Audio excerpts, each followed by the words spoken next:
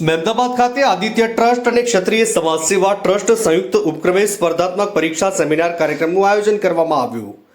મહેમદાબાદ શહેરના વાત્રક નદી કિનારે આવેલ શ્રી સિદ્ધિ વિનાયક દેવસ્થાન ગજાનન મહારાજના સાનિધ્યમાં આદિત્ય ટ્રસ્ટ અને ક્ષત્રિય સમાજના સેવા ટ્રસ્ટ સંયુક્ત ઉપક્રમે ક્ષત્રિય સ્કૂલ એકેડમી દ્વારા સ્પર્ધાત્મક પરીક્ષા સેમિનાર કાર્યક્રમનું આયોજન કરવામાં આવ્યું હતું। કાર્યક્રમમાં ક્ષત્રિય સમાજના યુવાનોને પ્રેરણા, માર્ગદર્શન, આત્મવિશ્વાસ, ભવિષ્યની તકો અને મોટિવેશન ગાઈડલાઈન મળી રહે તે માટે ક્ષત્રિય સમાજ દ્વારા કાર્યક્રમમાં પ્રેરણા આપવામાં આવી।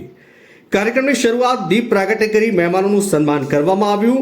મુખ્ય વક્તા તરીકે શ્રી અશોકસિંહજી પરમાર સાહેબ દ્વારા માર્ગદર્શન આપવામાં આવ્યું।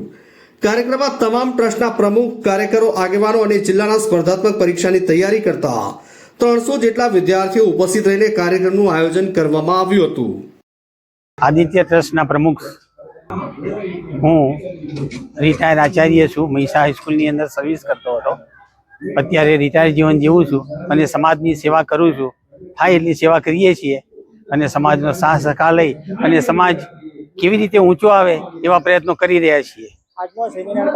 આજનો સેમિનાર અમારે સ્પર્ધાત્મક પરીક્ષાઓની અંદર વિદ્યાર્થીઓ કેવી રીતે ઝડપથી અને સરળતાથી સફળ થઈ શકે એના માટે માર્ગદર્શનનો સેમિનાર ગોઠવેલો છે અને સેમિનારની અંદર વિદ્યાર્થીઓ ભાગ લેશે અને એ કેવી રીતે સરળતાથી સફળતા મેળવી શકે એ સેમિનારની અંદરથી નોલેજ મેળવી અને એવો સફળતા મેળવશે। નમસ્તે, મારું નામ છે અને આજનું સેમિનાર સ્પર્ધાત્મક પરીક્ષાઓ જે વર્તમાન સમયમાં અલગ અલગ સ્પર્ધાત્મક પરીક્ષાઓનું માર્ગદર્શન માટે કેવી રીતે તૈયારી કરવી, કયા હેતુથી તૈયારી કરવી અને પદ્ધતિનું જ્ઞાન આપવામાં આવે છે। ક્લાસ 1 અધિકારી અહીંયા આવવાના છે।